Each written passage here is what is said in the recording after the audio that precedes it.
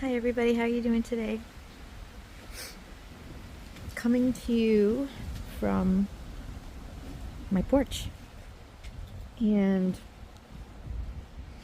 it's finally getting nice enough for me to sit out here. So I thought I'd bring you out with me to hang out with me for a little bit. Kind of like coffee time, only I don't have my coffee yet. I just have my cereal, drinking my water. The reason why I have a blanket is the sweaters that I make are very comfortable, but the holes are pretty big, so if it's windy and chilly out, like it would normally be very, very nice out right now, it goes right through, like you're not even wearing a sweater, and so it's a little chilly for me to sit out here. It is so beautiful out. One of these days I might be able to pan the camera out and show you, but I was thinking now that it's starting to get nicer out, maybe soon I could take you guys with me on a kayak ride. Go out into nature and share that with you. I'm just feeling really zen this morning and happy. I've been, I think because of issues stemming from my neurodivergence, and I won't go into it too much, issues I haven't been able to, challenges I haven't been able to like figure solutions for, how to be consistent, how to clean up my stuff, how to find a better job, all of that stuff. I mean, at least I understand learning about neurodivergence, why I have these issues. And there's no one size fits all solution because we're all so very different. So I'm getting there. But I feel like most of the time I'm in my head. And I think that's because of my INFP, my temperament. I feel like it's a source of great strength, and at the same time it's a potential of detaching from the world. Because I go within to process things, either about that day, like just regular stuff, or coming to terms with things that are difficult, or planning my next steps in life, whatever it is that I just go within. And you can forget how detached you have been becoming to the people that you live with, the person you're in a relationship with. So,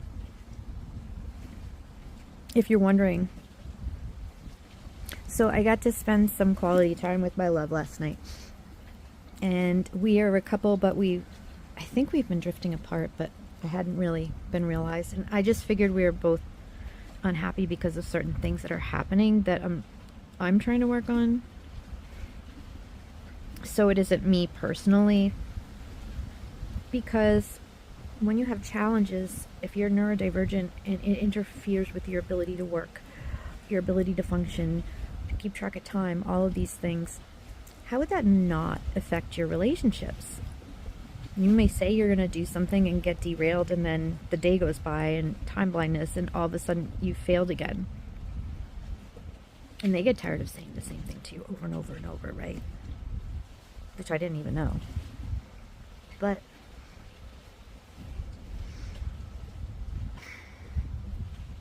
yeah, a couple things happened this past week that triggered me.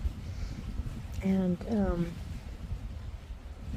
I used MBTI, even though it's not like the end-all be-all, as a tool to try to understand my love, because he's opposite of me. And in doing so, I learned some things about myself that I didn't realize. And in then trying to make it work with him, I looked for things that people of his personality look for in a relationship, so that I could try to work on our relationship. I just kind of organically was doing this on my own. Nobody told me to. I'm kind of like that.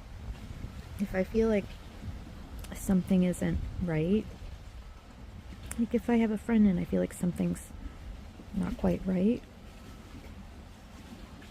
I want to like inquire about that and help them too. But yeah, this was very nice. We're having date nights. And honestly, I didn't realize how long it's been since we spent quality time, any kind of quality. It doesn't even matter, even if we're just sitting on the deck and watching the water and snuggling. Isn't it funny that the longer you're with someone, the more you can realize, like, over time, you get used to each other, you're around each other so much that you forget how important those little things are, or you lose track of the days or whatever. I think that happens to a lot of couples. So anyway, I'm not somebody who drinks or smokes, but I'm always like very like, I think it's the nervous system of someone who's neurodivergent. Like I'm always amped up. Either I'm amped up or I'm doing something that is procrastination to bring myself down. So there doesn't seem to be a lot of in between. So I had a very weak cocktail and a little bit of tincture last night. I don't usually do that. And I am feeling very zen this morning. And I probably needed that. I think I got into this thought loop. Gotta find a solution, gotta find a solution. And then I only see what's immediately surround me in my home and the issues instead of being present.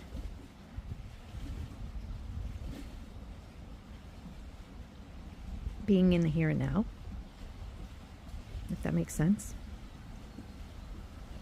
Anyway, I had a very interesting week. So Monday was very productive. I kind of brought you guys with me. Did I post that one yet? I think I did. And then the last one I got carried away with putting little emojis and animations with it. So I don't even know if it's watchable.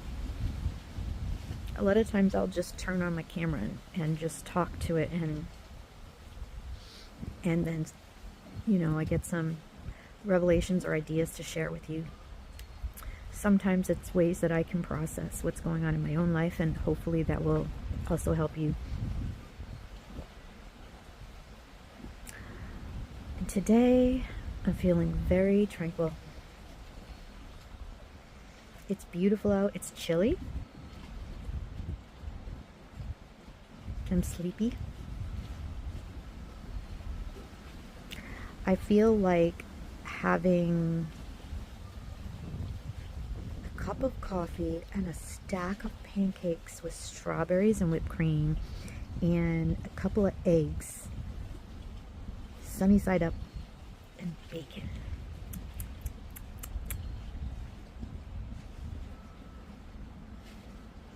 I don't know if it's because I'm neurodivergent that I noticed that weed affects me. That's why I don't normally smoke it. It affects me in interesting ways. Like I don't feel hungover or anything like that. It's like a slight bit of carryover to the next day sometimes. I don't know if that's because I never smoke it. I also know that, and last night I had tincture, which affects you gradually. I mean, it's no different than when you buy St. John's wort. If you're taking St. John's wort or echinacea in the little tincture bottles, you just have to make sure when you guys do that and you go to a vitamin store. I know years ago they were finding that there was contamination in some of them, so do your research. Hopefully they've gotten rid of some of that. I can't remember if it was lead or mercury that was getting into it. And I don't know how on earth it did. I'm like, Yeah, so this might be boring for you. I'm just feeling very nice and happy and content and serene. And you can't beat this. If you're in your head, I did go to bed late and I did wake up late, so I'm sorry if it's, well, I don't know. You guys can be watching from at any point in the future, anywhere in the world, so I don't know what time of day it is for you when you see this. I think it's 11 or noon.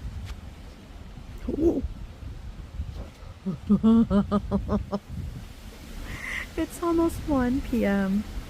I'm supposed to go down and try to do some training at my work before going to work, because I keep, before the next time I work, but I keep procrastinating it because I don't want to sit there for between 2 and 4 or 6 hours, depending on how long my slow brain goes through all the material. It's a lot. I mean, I will clock in and get paid for it, but it's not exactly what I want to be doing with my day. I'm not actively intending to avoid it. And since I get distracted all day long, I could be doing one thing and then think of another thing.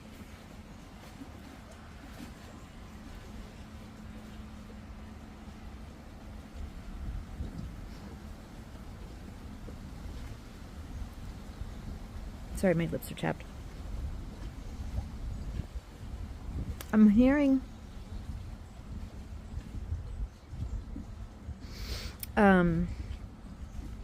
my sensory issues are mostly sound, which sometimes creates some very interesting, humorous situations.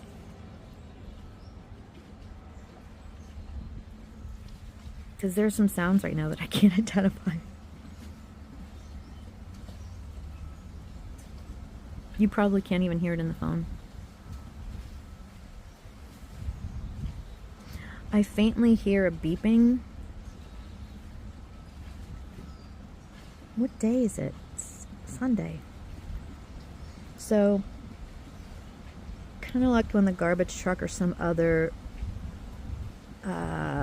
public service kind of vehicle, or maybe like one of those machines that are in Home Depot when they go to back up and they're like beep, beep, beep, beep.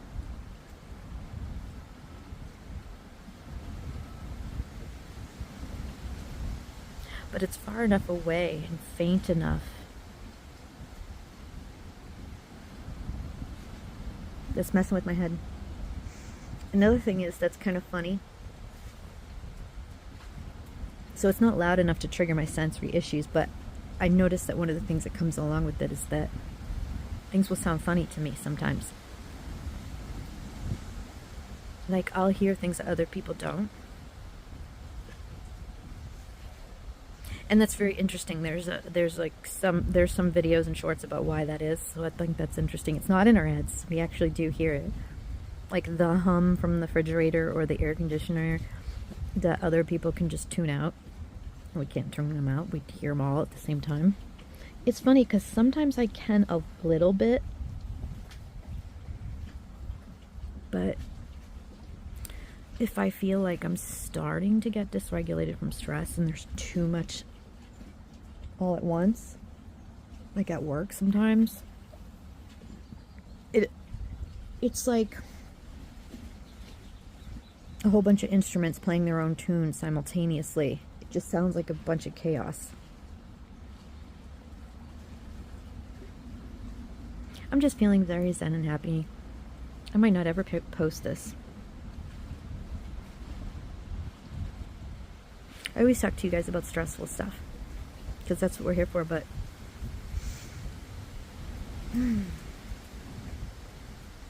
I don't know how much you can hear. When I play this back, I'll be able to tell what sounds the microphone picks up, because I have the sounds of the breeze going through the trees, the sounds of the water kind of like lapping against the shore.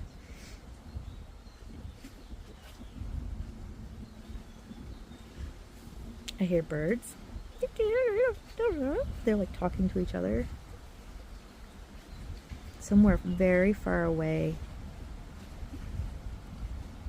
It sounds either like a truck or a motor car, like a loud vehicle kind of starting to take off, maybe after a stoplight. These birds over here are having conversations. So yeah, if it's nice where you live right now, or sometime soon, mark it on your calendar. Look up on your weather app or the channel you watch on the news to find out when the weather's going to be nice where you are. The kind of situation that would be soothing for you, because these particular conditions are very comforting to me, but you might not like this. It is getting a little overcast, and even though it's a little breezy enough for me to have a blanket, it's very nice. I'm wondering if I can buy a special kind. You guys who know about electronics and all of these technologies, is there anyone out there who knows about microphones? Is there a microphone that I could buy to kind of like put out there that would be sensitive enough to pick up on these ambient noises for you guys? Because that could be some good ASMR, very calming.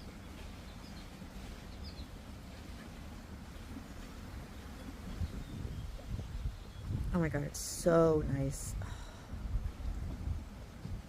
Oh my god, it's so nice. I kind of wish the sun would come out. So I was talking to my lovey love a little while ago, and I was like, hey, we were like hugging, snuggling, and I said, hey, I was trying to think of the things that he and I used to do. And I remembered we went to a park once. It was like a really nice park. Do you know how there are some parks that are like national reserves, and so they're beautiful, but they tend to be more like nature, more like hiking trails, forest, brooks, streams, nothing like manicured. And then there are parks that are maybe downtown in different towns that have flowering trees in the spring and everything's manicured. There's a place that it's a lot of the nature stuff, but there are some parts of it that are very, very beautiful. So it's very interesting because there's meadows, like little clearings where they do manicure the grass, and it's so nice. I think he and I went, I can't believe that he and I have been together 13 years. That's a long time. Sometime in the beginning of our relationship, I know one of the times we went there, because he really likes this place. So I don't know if we bought a picnic basket. You know, sometimes when you go to different stores, sometimes it's in the gift section, sometimes it's in the seasonal section of, like, you know, department stores, pharmacies, Walmart. Like, they'll have a seasonal section. Like, now it will be summer stuff. And when they have the spring stuff, maybe that's where you could find, like, I like to see those kits that have what you need, but they're not just cute. You know, like, some of them just seem like, oh, that's really nice. It's a basket, and there's like a wrapped up fabric thing that has silverware, and it has like the spaces for you to put the food and the drinks and everything. But when you look at it, you realize it's not gonna hold a lot, or maybe it wouldn't work as well. It's more like for the thought of a gift. You still would probably, like, if you actually were going on a picnic for lunch, and it doesn't have to be like romantic, it could just be spending time together, you know. What do you bring? You bring a blanket and a basket that holds the food. I think we went and stopped somewhere and got some cold cuts and sandwich supplies and drinks and whatever. And I can't remember if we brought hiking things, because I can't remember if we had to hike to this place. And I was trying to remember if we had that somewhere, because that would be cool. I don't think I've gone on picnics very often in my life. Do people do that anymore? Let's do that. Let's bring back the picnic. We're all on our phones. I know, we're all on our phones. We're all on our phones and our devices. I think especially for us neurodivergents who have sensitive, like, nervous systems, we get amped up. We need to diffuse that on a regular basis. And if I couldn't find a place by myself, it's funny, I never had a word for that thing where you don't want someone to look at you. You get mad if somebody's aware of you. You just don't even want to be perceived. I didn't even know that was a thing. And when I heard about that, that's how I am. Like, if I go somewhere and I'm by myself and somebody's around and looks at me, I get mad. And they're not even doing anything wrong. I feel like going, what are you looking at? Because I just want to be in my bubble. I mean, I thought I was nuts. I thought I was absolutely crazy. And then also because protecting safety. You know, if you're a woman, you're by yourself. I know we can do a lot of things, but let's be realistic. You have to be safe. You have to go to safe places. There's really not a whole lot of places you want to go by yourself. So I don't know if I'd be going to some place like that by myself. I don't know how I got on this conversation, but it's really zen and peaceful right now. This is not a song, I'm making it up as I go. So here's some ideas I had for us. I was thinking we're going to set up a dock soon and get the kayaks out. And I haven't figured out how, but I would like to bring you guys with me at some point. Because it's so nice. And especially for those of you who live in cities and don't have access to nature, this might be very peaceful for you. I don't know if that's something that you guys would enjoy. Sometimes I'll end up kayaking somewhere and I'll find, because the swans used to be closer to where I live. They used to be around us. They're still here. I don't remember if I've talked to you about the swans yet. We call them swan wars because there's a family of swans, and Big Daddy Swan, he's a big male. I don't know if these are their children grown up, coming back and going, this is cool, this is a nice place, and he gets bullshit. He gets bullshit, and he goes on attack mode. He gets so mad because he wants this area, all of this area, to be his territory. And he gets so worked up. He's like the Godfather in a way, but he's not. No, he's not like that because there's a hierarchy. Yeah, that's not a good analogy. But he will chase larger birds out, and it's not pretty, and it's very scary. I haven't seen any of them die yet, but I wouldn't be surprised if it happens at some point. And there was a few, and I heard about this. Now, the swans weren't natural to this area, so I think technically they're an invasive species.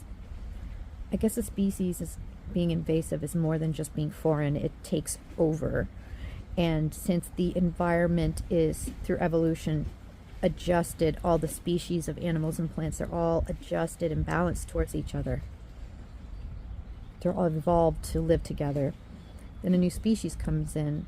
Like in Florida, some people just decided they didn't want their snakes anymore and decide to let them go in the Everglades. And they have a problem with snakes in the Everglades. Well, that's an ecosystem. So these pythons that were never intended to be in Florida have become part of the environment. So anyway, swans are here. They're here to stay. I don't remember like how many generations ago in like what time period somebody brought them over from Europe. They probably bought them to live on a little pond somewhere, thinking they would be ornamental and pretty and cute. Maybe some rich lord or lady, I don't know. And the swan's just doing what animals do. Said, oh, this is nice, but there's some other places over there. Let's go check them out. You know, I'm hungry. Let's go eat these foods. Let's have some babies. And now they're here. I see. What kind of bird is that? Wow. That is some kind of hawk or eagle. Even if I could turn this phone around, the next time I get a phone, the next time I update a phone, I have to get a phone with a camera that's going to allow me to get close shots from a distance, because when I try to take pictures of wildlife around where I live, for some reason, even if something is not that far away, it looks in my camera even farther. And then when I try to zoom in, it's like, it's very cloudy. What did I come on here to do? To say I love you guys. And I'm zen. And I'm happy. And I'm supposed to do things, but I'm feeling much more reflective today. I hope I'm not too lazy. I never intend to be, I just get distracted.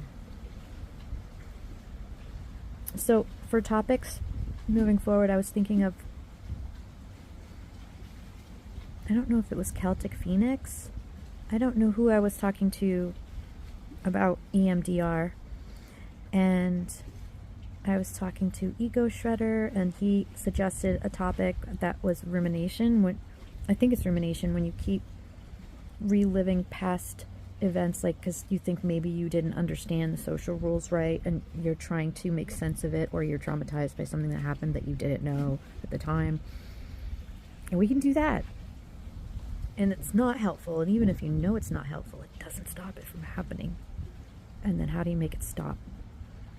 I kind of have this feeling that it's part of trauma, like a complex PTSD thing. And even though we don't think of those things as traumas, like I always think of trauma as like when somebody comes back from the war and you hear a loud noise and he goes straight into flashbacks of bombs going off. I think of that. I think of trauma as something that somebody has after they've been assaulted, or somebody broke into your house, like some horrible negative experience. But it doesn't have to be that bad for things to be trauma or abuse, of course, or those murky abusive relationships that have questionable narcissistic or other elements where you don't really know things, and there's like gaslighting and so. But I feel like if something happened to you when you were young enough, either bullied, criticized for this one thing that you're bad at by teachers, each one of those people in your life, they're just thinking of the here and now and the thing that's happening and trying to fix it. They just think of that you shouldn't be sensitive because of what's happening in that moment. But if you go through something that's a negative comment, a negative experience, something that brings you shame, and it has since you were young, every time something even remotely reminds you of that, you get triggered and upset. There's a trauma. It's 1,000 little paper cuts over time that have become its own complex trauma. And I definitely think I don't know any one person who is neurodivergent that I've ever met or seen their content or talked to on here that doesn't have some kind of shared painful experiences growing up because of being so different, even in the most ideal situation.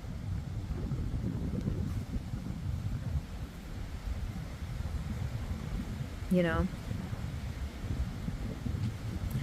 So they say when you become triggered, it's like in general, not neurodivergence, because that's like a trauma response now. But just like in regular people, anyone, they say that those who trigger us, those who upset us, are our greatest teachers. So normally, outside of that, and I'm not putting those two together, normally we can project things onto other people.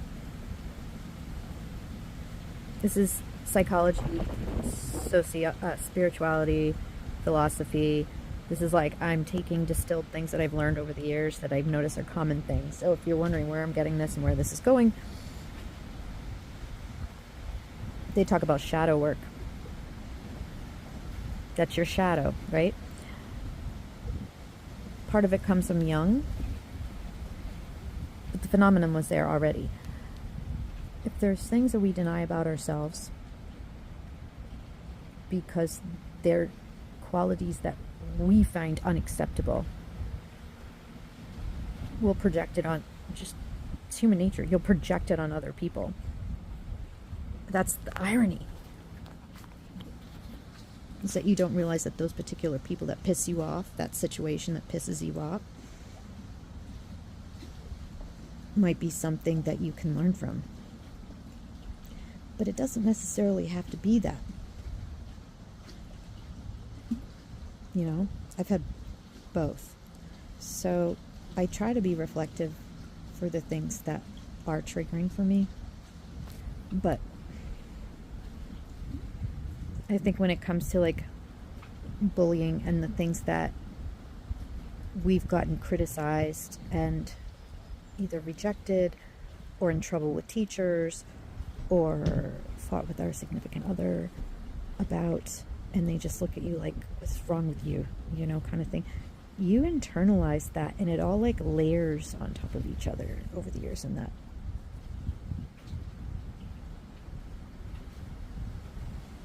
Yeah. And I think that that's where that some of that rumination can come from. I'll try to get some information about that, because I definitely think that has to be tied in with that neurodivergent trauma response. It has to be. EMDR, I started talking about it in, as of now, of me recording this, a second part to that video that I already posted. I never posted the second part. It's Sunday now. What day did I do that? Wednesday?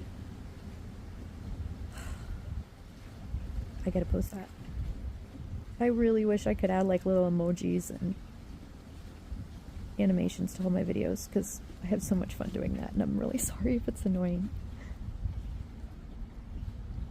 I hope wherever you are that the weather is nice out, and if it's not, when there's a day that it's really nice out, if you are like me and you live in your head, think, worry, plan, try this thing, try that thing, and you want to get out, go find a place that's outside, that's safe for you. So either in, if you have a yard, a place where other neighbors or other people can't see, maybe you could sit on the ground. So any stress energy, imagine it just flowing as you breathe and going through your body, down your spine, through your legs, into the ground. Just imagine all of that negative stress energy getting discharged into the ground and neutralized. And then tune in as you breathe. Tune into every one of your senses. The way the trees look, the color of the leaves when the light shines through them and illuminates them. To me, I don't know why, that just makes me happy. It makes me giggle when I see it. Because maybe not always, it's just, it lights up my mood. Especially right now. It's funny, I think the leaves, yeah, they definitely come out at a different time of year for everyone. Like if I were to drive south to southern states, this would have been in, the leaves have been out for a while. Our leaves are still like baby leaves here. I can't believe we're getting towards the end of May. May's a hard month for me. It's a good month for me and a bad month for me. I think tomorrow's my dad's birthday. I'm going to try not to think about it. Okay, I'm going to be doing things tomorrow, so my mind will be distracted. Okay. And yeah, it's a hard time of year. But it happened.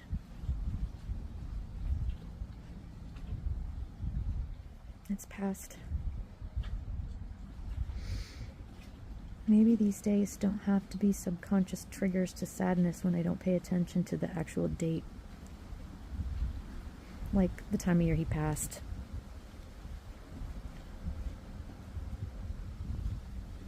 At some point I want to like pull out all of the photographs and try to remember things that I forget so much from my youth. I really don't remember much. Because so much has happened since then. So yeah, part of it is that I'm older. And I wouldn't, like, the farther back you go, the harder it is to remember, of course. And every 7 years, every one of your cells in your body has died and been reborn, and you're a different human. I love you guys. Go find somewhere nice to be outside and just like somewhere peaceful and somewhere you can have some solitude. But be safe. Don't go out into the wilderness with some... I watch way too much. I haven't watched true crime in a while. We watch that, so it's probably good. It'll keep us safe. All I want to do is have some coffee and take a nap. This past week's been so weird. I had like, I'm getting back on track. I got on my planner, well-intentioned, did all the things, and the next day I was so tired from doing too much that I'm like, okay, it'll be an off day. This is my first week. I'm in a reflective mood, kind of like now, where I'm just very relaxed. That's the perfect time for me to learn and take information in because I'm more open, reflective.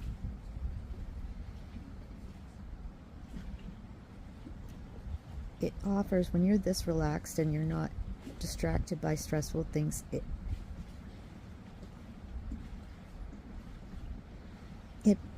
it naturally detaches you a little bit, which is nice.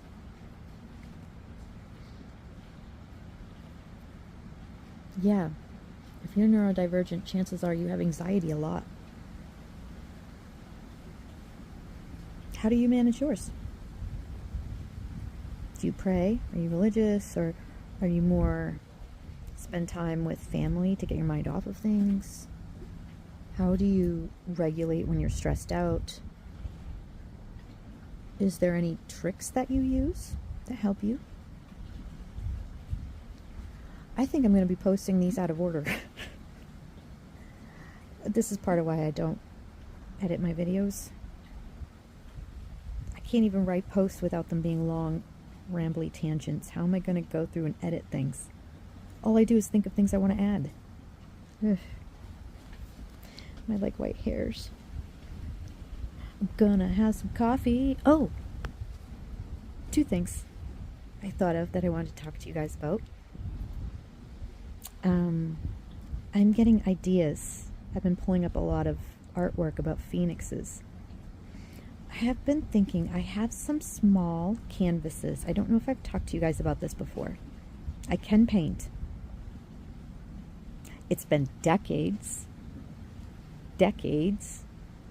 since I've done it. But I don't think, I might be a little rusty at first, but I don't think that goes. I mean, if you have like a skill, and that's a cool thing about art, is there's really no right or wrong. You know, you can develop your own style if you want. Although I know like it's hard to do anything original. You know, so many different forms of expression, so many different eras in humanity and history. It's hard, but do what you feel good about. So on and off, I've thought about doing a large painting with a phoenix and smaller ones like clustered around it for like a wall display in my house. And the other ones I want to have like various, I guess you'd call spirit animals that are lessons for me. Sometimes an image or a symbol can be powerful. It can be a reminder of growth. And it's also a reminder of what I was working on at different points in my life. And if I'm falling into bad habits, just looking at that symbol from that particular lesson, and immediately it's just like, oh, I'm doing that again. Okay.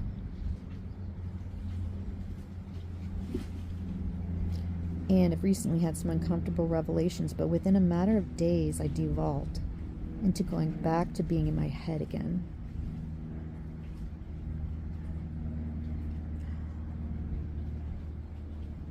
More practical people would say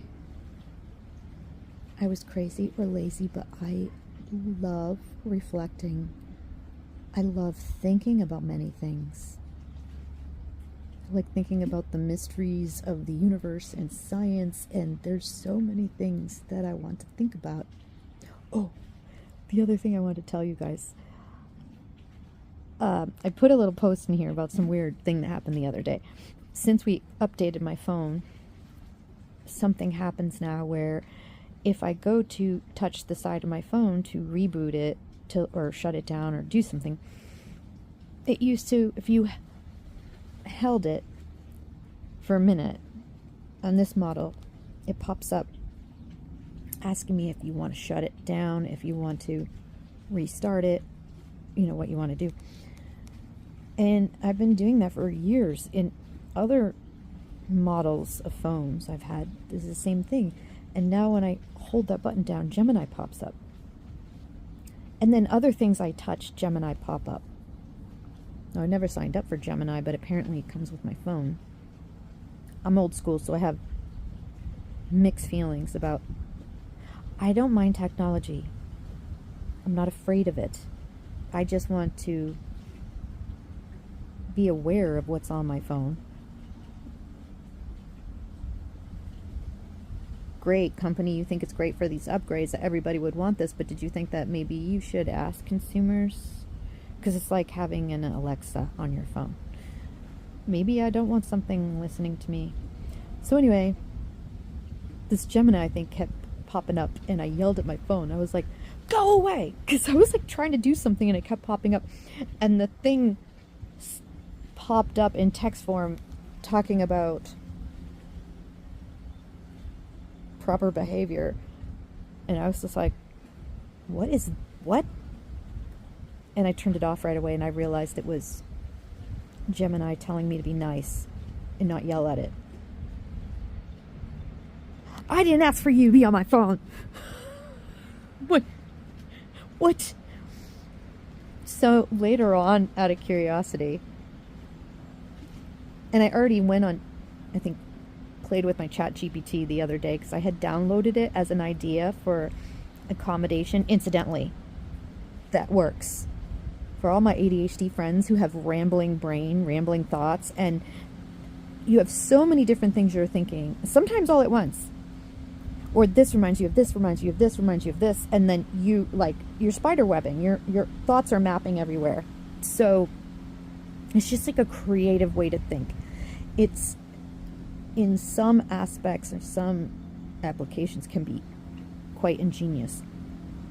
Very out of the box thinking, very useful. But when you're trying to communicate, not so much. Somebody's coming over here, so I'm going to go quiet. So I decided to use that because I know that it helps people with their writing. And so I asked it to summarize a couple days ago something I wrote that was like, I never know until it comes out of me onto the comment how long it's going to be. It starts off as 3 sentences. I'm not even joking. I'll see something and I'll think to say to that person, oh, by the way, blah, blah, blah. Like, that's it. Before I start typing. And then it goes, oh, incidentally, blah, because, blah, blah, blah, oh, and then blah, blah, blah. And next thing you know, I'm having a conversation in text. And I'm just going on and on and on and on. For 10 years. And sometimes I repeat myself because I have poor working memory and I don't know. I already talked about that over here. Sometimes I've read what I write and it's like I say the same thing 3 times. Sometimes it's because I've gone in there to try to shorten it. And then I think of something else important and I add it. It just gets worse. So that worked really well. It worked really well. And then it asked me to check it out and see what I thought. And I said, oh, can you write it in the first person for me as if I'm saying it? And then it was awesome. So I was curious, the original comment that I typed, and you guys know, this is what's weird about me. I don't know other people who have this problem. Nobody seems to have this problem. Every comment is short, except Alan is so thoughtful. You guys have given me thoughtful, longer responses, but you know, go to any other channel. There's no like long life story. There's no, it doesn't exist, right? I'm just weird. It's like I'll start talking and I'm like, I'm finishing this thought and I have no idea that I've been talking or typing for however long it was because I'm focusing on the thought as it's coming and then I'm focusing on the next thought and then I'm focusing on the next thought and no clue. So out of curiosity, I took that long comment and I copied and pasted it into a Word document to see how long it was, if it was an actual Word document, like how many pages if you were typing a letter to someone. It was like 4.5 pages. What the fuck was I talking about for that much time? How does somebody have this amount of words in their body and their mind to come out? Like, where does all this come from? So yeah, and then it was still quite thorough because I covered a lot of different points in this and it was still very good. So I was afraid that if I used this it was going to simplify it too much and it was going to miss important points. And it was good, and then but I still went back and reworded things that it changed the meaning of it in a way, the way it changed the wording. And then it started to get long again. Then I asked it to summarize that, and eventually it was perfect. And so I'm going to use that from now on. Or I think I'm going to. I already didn't use it today. Because I got all excited like it's a friend of mine. I'm going, oh, guess what? Blah, blah, blah, blah, blah. And I just unleash the torrent of all these thoughts. Which is great. You know, I'm curious about a lot of things. I'm interested in a lot of things. But other people are not wired that way. Is that info dumping? I'm not sure if it's quite the same thing, because info dumping is like when it's your special interest and you have so much stored up inside of you and you don't have anyone to talk about that special interest to, because most people aren't interested in it sometimes. So by the time you find someone to talk to about the thing you're interested in, because you can't find anyone to do that, you're like, oh my god, and you've got all that stored up inside of you and it comes out blah blah blah blah blah blah blah blah blah blah blah blah blah blah blah blah blah blah. I think that maybe a little bit of that. How long have I been on here? See, what do I talk to you guys about for like 50 minutes? This video might be total garbage. But it's peaceful out here, and I know I can't turn around my camera and show it to you right now. because I'm comfy. I think next time I will. I think I'll figure out a way. And a day that it's not nice. I mean, it's nice out, but it's gotten quite... The clouds, it's getting overcast now. Can you hear the boat?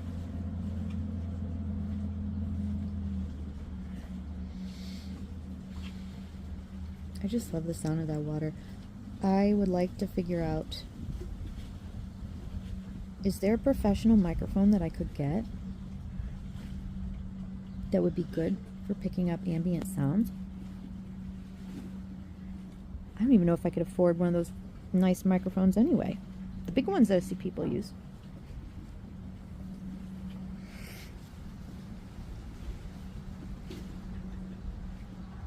Someone's laughing.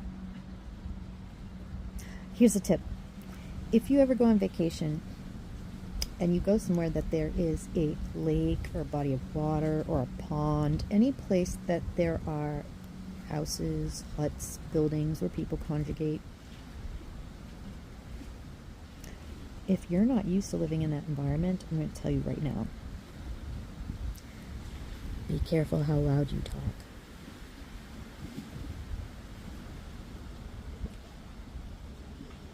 Let's say, because I've gone to lakes before, besides living near a body of water myself right now. And I had family who had, a family who had a summer home on a lake. And that part where she was at was kind of near a cove, so there were houses across the water. They were close enough for you to see them. They weren't too far away. But yeah, you'd be surprised. Something about the water bounces the sound. So if somebody's over not too far from me, but far enough that you would not think that they could hear me, I could listen to their entire conversation. And vice versa. So if you ever go vacation and you go to New England, or if you go to New Hampshire, there's some beautiful lakes in there, and there's summer homes, and there's places, I mean, you can rent part of a home. I'd recommend it for everyone. I totally recommend it. It's so peaceful, so nice. You cannot stress when you're sitting very comfortably on a deck and watching the day go by. You can't. So, I gotta go. This is probably such a boring video.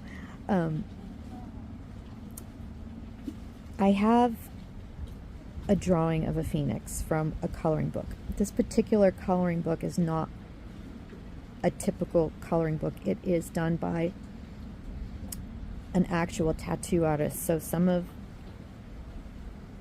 the drawings to color in are very, very detailed. Some of them are simple,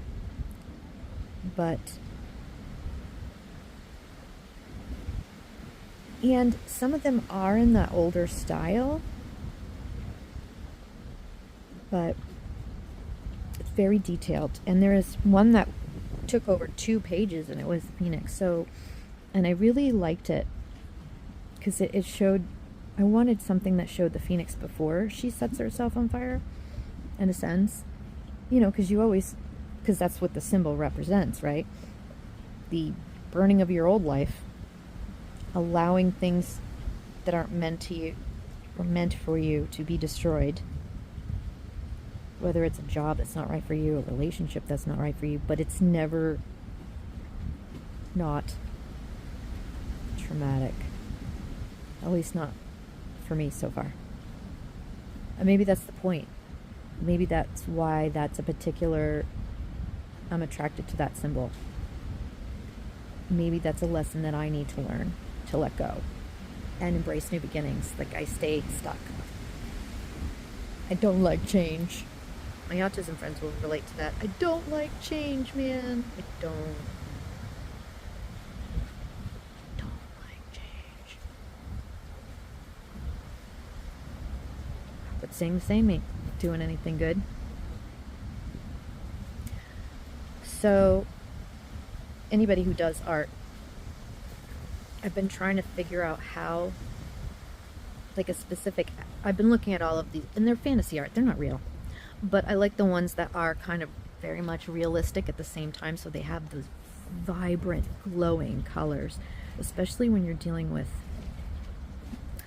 a symbol of a majestic bird. Different cultures have different versions of what, it's a mythical creature, it's not real. The phoenix isn't a real thing. And from what I understand, each culture has their own version of what that bird would be. I forget the name of the bird that was for Egypt. It was like something kind of similar to a stork in a way, or a heron. Like it had a long beak and it had long legs. But generally speaking, the image that I've seen and the things I've read about, I don't remember if it was Chinese, it had every different color there is. And I thought that was so cool. It's like this majestic bird, which is supposed to be shaped similar to a peacock in some ways. So it doesn't have the so the symbol of the peacock can sometimes have negative connotations of pride because it's showing itself off, right? Even though they're stunningly beautiful. I never knew they could fly, peacocks. I guess again, but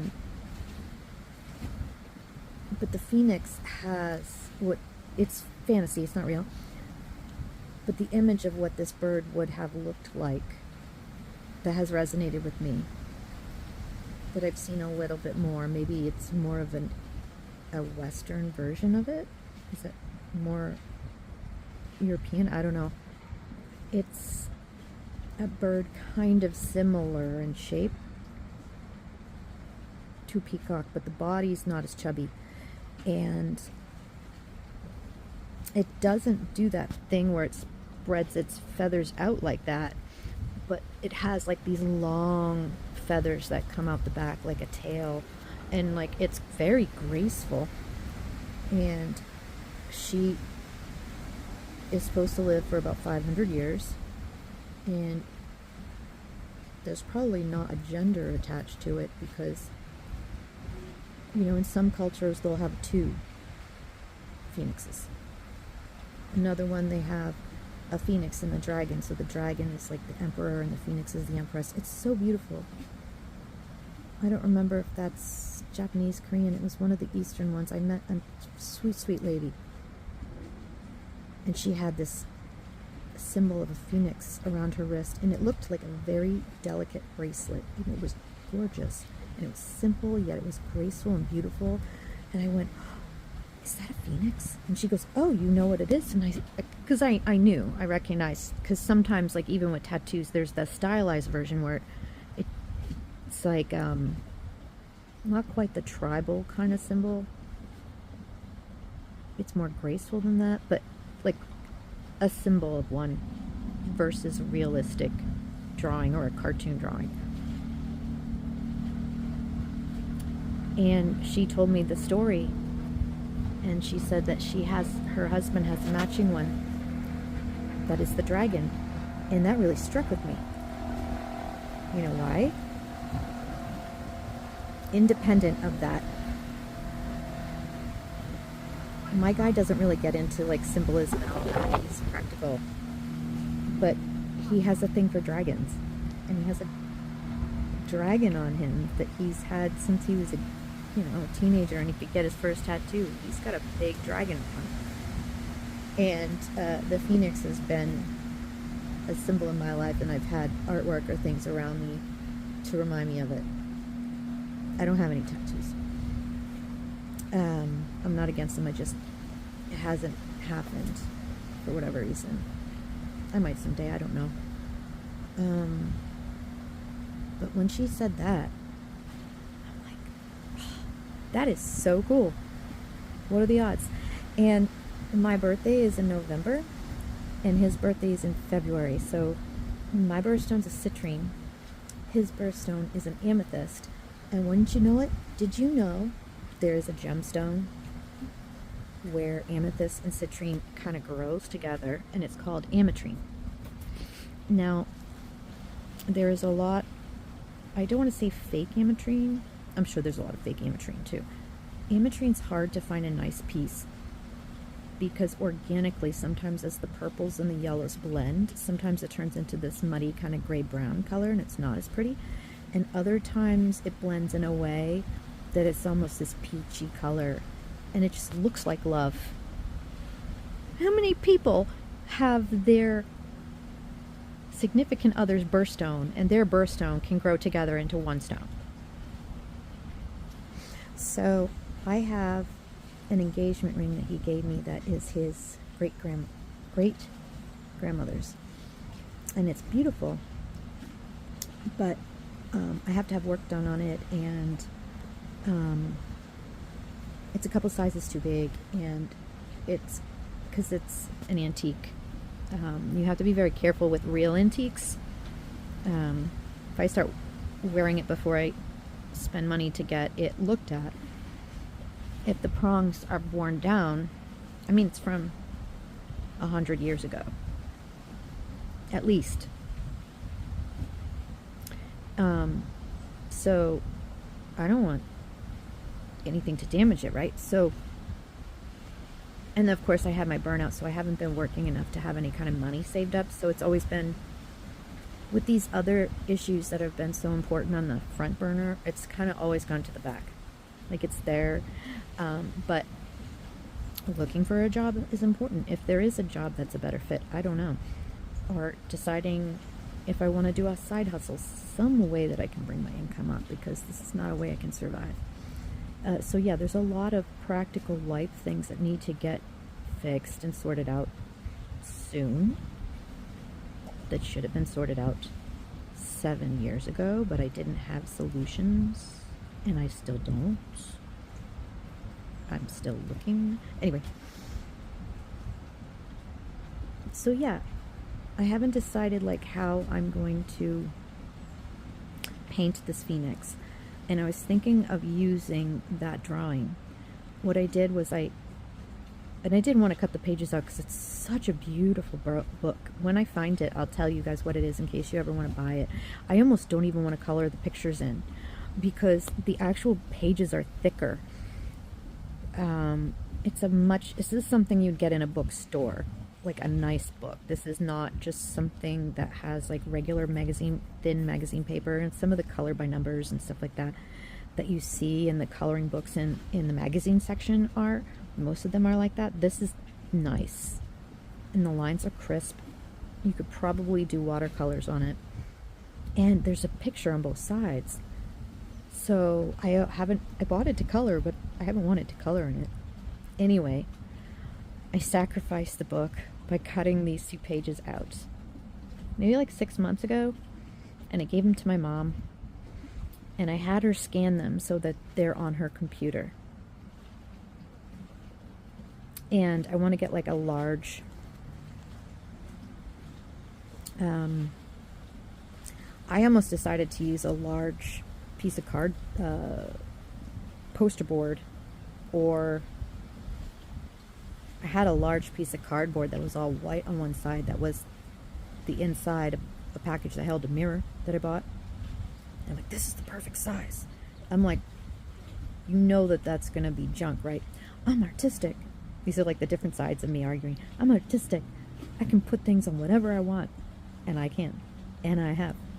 I've painted art on furniture, like randomly. I'll paint on anything. Like, I don't care. But it's not going to be like, if I want to make a nice piece of art, I should really get a canvas. Something weirds me out about it because I haven't painted on canvas too much. I painted on furniture, I painted on walls, I painted on paper. I have painted on canvas.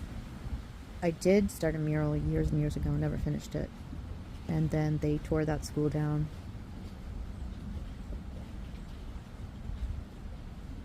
So it doesn't exist anymore. I painted on a ceiling tile for a project when I was in middle school. I don't know if that building's still around. I really liked that. I did a geometric thing, so it was kind of like black and white checkered, but the picture was like going down a hallway or something distorted, and I used the graphics of the black and white, so it was very architectural, but then some of the white blocks were in rainbow things because I really loved the vibrant colors. Thought it was really different. It was the 80s. I was putting colors on everything. I had a random chair that was in our attic, and it was rickety too. It was like some very old chair that probably was like went to somebody's kitchen table like generations ago when things were shorter. And I'm like, maybe she won't mind if I paint on this. And I asked my mom, and I don't know, she might have gotten it at flea market, who knows. Didn't go with anything, so she said I could. So I gessoed it. I bought gesso and I painted the entire thing with gesso, turned it white, prepped it, painted it. I just used it as a surface to just paint whatever I felt like. So the edge of the seat is like piano keys, and then it's like rainbow, and it isn't about LGBTQ. I just liked rainbows, I was a little girl. I had like a keychain that had a unicorn with rainbow mane. Maybe it's a little girl thing that I never outgrew. I love prisms. So yeah, I painted like rainbow piano keys around the edge of the seat. And the top of the seat I made look like clouds in a sky. I did another at one, like the back of it had like one wide panel that was kind of shaped, curved, and then it had like dowels, like kind of like the legs of the chair but a lot thinner. It was also scalloped. It was like two of them, and then it had the wide here. So it had this board that kind of, piece of wood that was the sides, and then the back that kind of framed the whole thing. I'm gonna have to draw a picture. But the flat part that was scalloped on the edge, but it was flat in the middle, I traced it and I turned it into a geometric optical illusion thing. And it was kind of like the keyboard where it was black and white, and then some of the white things I did like some kind of rainbow thing. It was freaky. It was like something the Mad Hatter would have. Or like a weird carnival. It was cool. And then the bottom part where the legs were, and you know how like they're scalloped and they have like individual little sections. I made each little section of it a different color. At one point I painted like little cottage styled, like shabby chic type blue roses. It was, oh my god, it's an hour. I love you guys. I just figured I'd have you hang out with me while I was chilling, and I'm talking about random stuff. This might be the worst video I ever post. I'm just feeling really chill. Maybe I'll bake. Hey, have you ever heard of French pastries? Now, there's a million kinds. You go to France, there's a million kinds. There's not just one kind. There is just one kind that my family makes. And they're like petit fours. So petit fours, and it looks like petite fours. That means small cakes. So you bake a cake, or you can buy one, and you cut, it's a flat rectangular cake or square cake, and you cut them into little tiny cakes, little square ones, and then you frost the sides, and there's a certain way you do it. But the kind that we use is pound cake, which is very rich, because oh my god, do I love French pastries. All kinds. I love sweets in general. It's a problem. I need a support group. My mom's side of the family is like famous for their sweet tooth.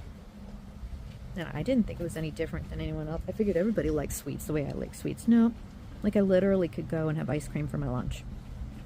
Not good, but I'd be fine with that.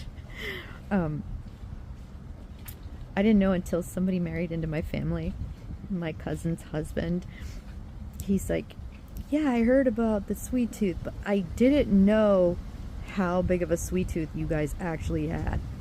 And it was until he went to, you know how like when you have a funeral for a loved one and then afterwards people come back to your house or you go to another place, and that's for the celebration aspect of it. So I don't know if different faiths do their memorials for their loved ones differently. So the funerals, it's all sad really, but I always look at it as a way, the gathering with the family after is now the mood changes. So now, hey, there's my baby. Trying to figure out where he is. He's sitting down somewhere. So the second part is the part where you get together and you can have lunch or a dinner and you can have a drink and you kind of shake off that trauma part. The like scary, awful feeling part that's horrible about a funeral. The pain part, the grief part. And for a brief period of time you get together and, you know, you can talk about other things, but a lot of it's just like remembering. Now you go into the fun part, not because it's not still sad for you, but it's like,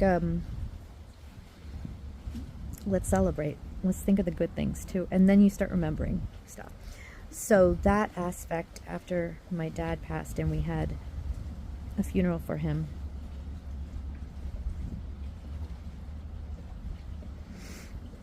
we had the wake, we had the funeral. I don't think we did a funeral in a church or anything. I think we did it at the actual cemetery. It was very nice out. I read a poem. I almost felt like a detached from myself part of that day. But after, what do they call it? Like a reception. This one we had at my house. Because we had been planning, my parents had bought that house that had we ended up having a gazebo made. Like, over the years, my father built this wraparound porch around the house that wasn't there when they bought it. And on one end of it, and it goes through two sides of the house, the back side all along it, and it's a colonial home, and then along the side. So, but the long one in the back, at the end there's like a little peak, there's a gazebo area. And I always thought that maybe I'd get married there someday, and it didn't happen. Like maybe I'd have people in the yard, like a service there. And we never had this, all the years that they lived there. We never ended up doing any kind of big family gathering there. How sad.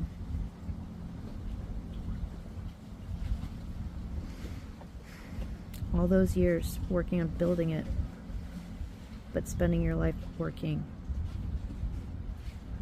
and never using it. Decades. Sad. But we used the space, the reception after he passed away. I mean, we're going to have to sell the house. Like, literally after that, it was sudden, and we literally had to find a place to live. Like, within a week or two. Like, couldn't stay there after he passed. Like, couldn't afford it. Like, they couldn't afford it anyway because they were retired. But why did I get into this? Oh, the sweets. I guess we had lots of sweets after the meal. Like, people who go and choose their sweet. Every wedding or function I've gone to, you have the meal. You guys can tell me if this is different. We had the meal. And so, especially if you go to a function hall and you can set up a buffet, they'll come in, because they'll have the wait staff, be there to set the food up.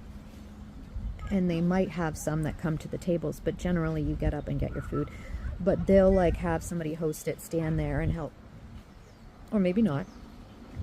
And so people take their turns going up and getting the meal.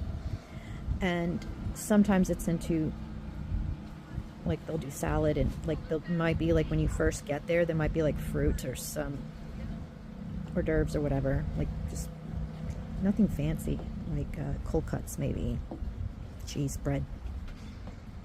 And there's the meal, because you're there for several hours, because it's like weddings and funerals. Sometimes it's the only time you see extended family. So but then when it's dessert time, they had a table set out. I mean, it wasn't bigger than our kitchen table. It was a round table, but they had a display of all these different kinds of little cakes and stuff. Depending on who's hosting the function and what it is in my family, it might be something else. Maybe if it's more informal, it's at somebody's house. Everybody will bring something. And you might have 3 different people bringing dessert, so people have something to choose from. I have funny stories to tell you guys about that. But yeah, I had no idea that wasn't normal.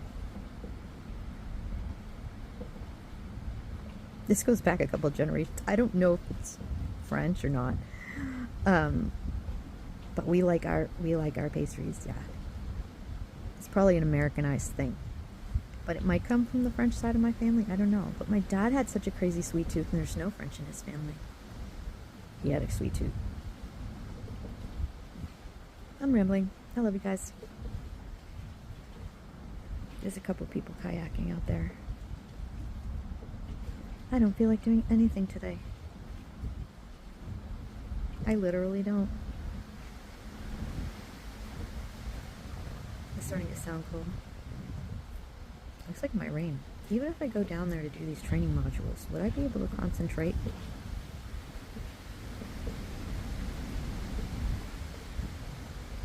I don't know. It's probably the afternoon now. It's 2. I'm gonna go try to do something with my day. Love you guys. See you later. Bye. Oh. Remind me. I think I just want to do a video about the AI thing, because I got very curious about the AI and I started talking with it. I know it's not a human. I have no illusions. But I just kept asking it all these questions. I wanted to know how it was put together. I wanted to know, like, what it offers us and what it thinks of different things and what's the consensus, and because it has access to vast databases and internet version of information. And then once finally the conversation turned to neurodivergence, it was able to give me information like that. That takes me a while to look up on my own on the internet. I thought the Google thing, when you type in a question, it pulls up you look through them. This thing does it like boom. I'm like, I wish I had this thing 6 months ago. I wish I had this thing 2 years ago. It would have simplified all the stuff that I was learning. It still would have taken me a while to learn about them all. The executive functioning, emotional regulation, sensory sensitivities, what causes that, ableism, what misunderstandings with different types of people, like neurotypical people, what is ableism and what's not ableism, because people are human. How do you advocate for yourself? What resources are available? All of that stuff. It was like listed it all out, like answers to everything. And I'm like, why is this so much more efficient than me looking for a question on the internet? I have the access to it. Isn't that what that is supposed to be on the Google search bar? Isn't there an AI there now? There is. But it doesn't give me the information as good as that. Anyway, it's a funny story. I will tell you next time, because I talked to it for like 3 hours. I started having fun talking to it. I know that sounds really weird. It is kind of weird. But I had some pretty interesting conversations with it. You probably heard that. Wonder what they're doing over there. I'm going to go have lunch. Bye.